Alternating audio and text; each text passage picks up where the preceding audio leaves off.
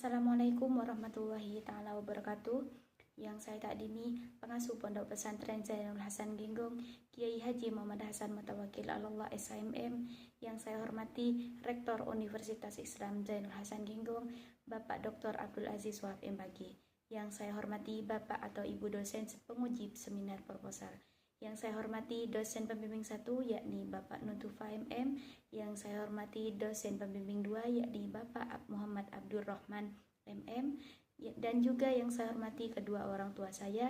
Perkenalkan, nama saya Mai Susanti. Saya dari Prodi Perbankan Syariah, Fakultas Ekonomi dan Bisnis Islam.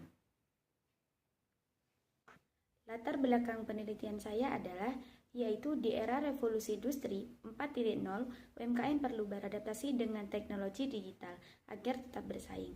Penggunaan internet dan sistem pembayaran digital seperti KRIS mempermudah operasional dan transaksi bisnis. KRIS juga memungkinkan pembayaran lebih cepat dan praktis dengan satu kode untuk berbagai aplikasi. Meski belum banyak UMKM yang menggunakannya, perlu dorongan agar lebih banyak yang beralih ke digital.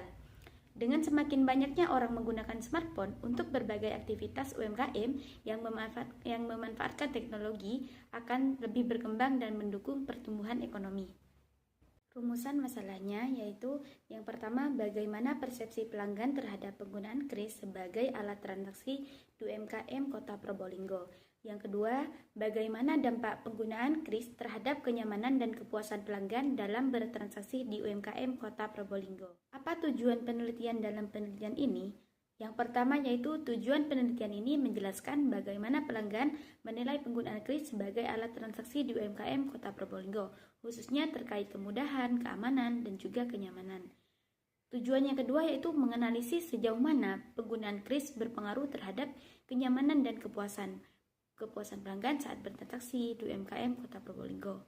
Dalam manfaat penelitian ini terdapat dua manfaat. Yang pertama, manfaat teoris dan praktis. Yang manfaat teoris yaitu penelitian ini dapat memberikan wawasan tentang bagaimana pelanggan menilai KRIS sebagai alat transaksi di UMKM.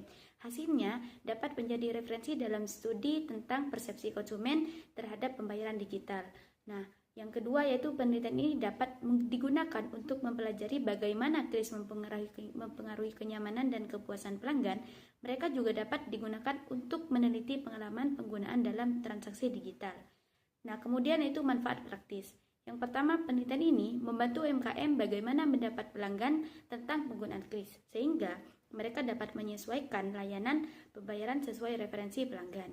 Yang kedua, penelitian ini memberikan informasi kepada UMKM tentang apakah KRIS benar-benar meningkat kenyamanan dan kepuasan pelanggan sehingga dapat dilakukan perbaikan jika diperlukan.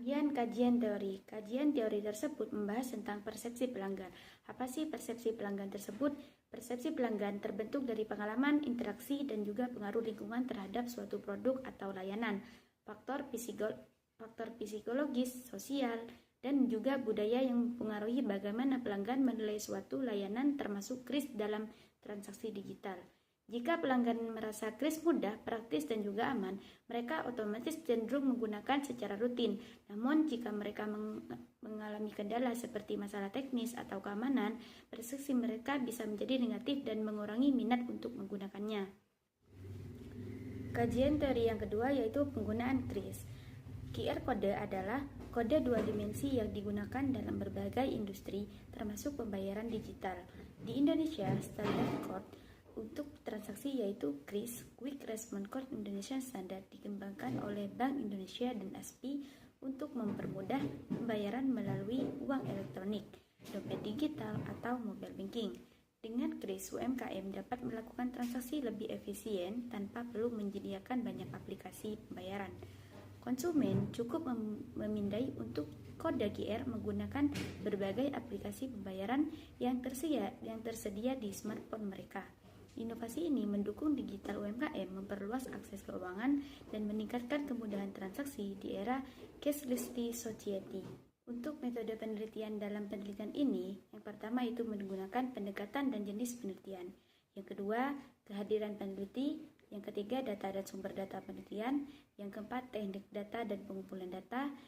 Yang keempat, teknis analisis data. Dan yang kelima yaitu pengecekan keabsahan temuan. Dalam pendekatan dan jenis penelitian dalam metode penelitian ini, yaitu menggunakan pendekatan kualitatif deskriptif, di mana metode penelitian yang digunakan untuk membuat gambaran yang berkaitan dengan sesuatu secara objektif yang akurat berdasarkan fakta, sifat serta kejadian yang peneliti temukan di lapangan.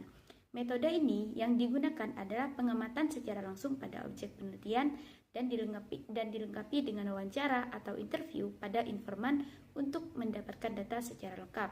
Kehadiran peneliti dalam metode penelitian ini yaitu menggunakan penelitian kualitatif di lapangan yang sangat penting sebagai alat dan pengumpulan data. Peneliti mengumpulkan informasi melalui wawancara, observasi, dan dokumentasi dengan melakukan observasi langsung secara mendetail.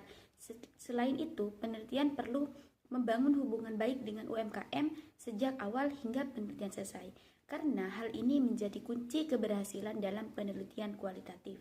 Data dan sumber data penelitian metode kualitatif menggunakan dua sumber data. Yang pertama yaitu data primer. Data primer ialah data yang diperoleh hasil wawancara kepada pihak pelaku usaha UMKM yang ada di kota Probolinggo yang dianggap relevan dengan tujuan penelitian mengenai penggunaan kris sebagai alat transaksi pembayaran UMKM. Yang kedua yaitu data sekunder. Data sekunder ialah informasi yang diperoleh secara tidak langsung dari objek penelitian dan bersifat publik, seperti dokumen, laporan, arsip, buku, jurnal, serta sumber yang lain yang relevan. Data ini berfungsi sebagai pelengkap data primer dan mendukung penelitian melalui berbagai referensi termasuk perundang-undangan dan hasil penelitian terdahulu yang berkaitan dengan topik yang diteliti. Kemudian, teknik dan pengumpulan data. Teknik pengumpulan data yaitu adalah langkah strategis dalam penelitian untuk memperoleh data yang valid dan sesuai dengan tujuan penelitian. Peneliti harus memilih metode yang tepat berdasarkan kondisi dan sumber data yang tersedia. Dalam penelitian ini, teknik pengumpulan data mencakup wawancara, observasi, dan juga dokumentasi untuk memahami fenomena di lapangan secara mendalam. Yang pertama yaitu observasi. Observasi adalah metode pengumpulan data dengan mengamati langsung subjek penelitian. Dalam penelitian ini, observasi digunakan untuk melihat penerapan kris dalam transaksi UMKM di kota Probolinggo. Yang kedua yaitu wawancara. Wawancara adalah teknik pengumpulan data dengan bertanya langsung kepada responden. Penelitian ini menggunakan wawancara semi-struktur untuk memahami penggunaan kris dalam transaksi UMKM di kota Probolinggo. Yang terakhir yaitu dokumentasi. Dokumentasi ialah pencatatan peristiwa dalam bentuk dokumen atau arsip. Dalam penelitian ini, dokumentasi melengkapi data wawancara dan observasi tentang penggunaan uang elektronik dalam transaksi UMKM. Dan teknis analisis data dalam metode kualitatif. Di sini menggunakan 3. Yang pertama, reduksi data, penyajian data, dan juga kesimpulan. Kemudian yang terakhir, pengecekan keabsahan temuan dalam metode kualitatif. Dalam penelitian ini, kualitatif temuan atau data dapat dikatakan valid apabila tidak ada perbedaan antara yang dilaporkan peneliti dengan apa yang sesungguhnya terjadi pada objek yang diteliti. Sugiono menyatakan bahwa triangulasi dalam pengujian kredibilitas dapat digunakan untuk pengecekan data yang berbagai sumber dengan bermacam-macam cara dan berbagai waktu. Hanya ini yang dapat saya jelaskan. Apabila ada salah dari awal sampai akhir, mohon maaf. Akhirul kalam, wabillahi taufiq wal hidayah, waridha wal inayah. Assalamualaikum warahmatullahi taala wabarakatuh.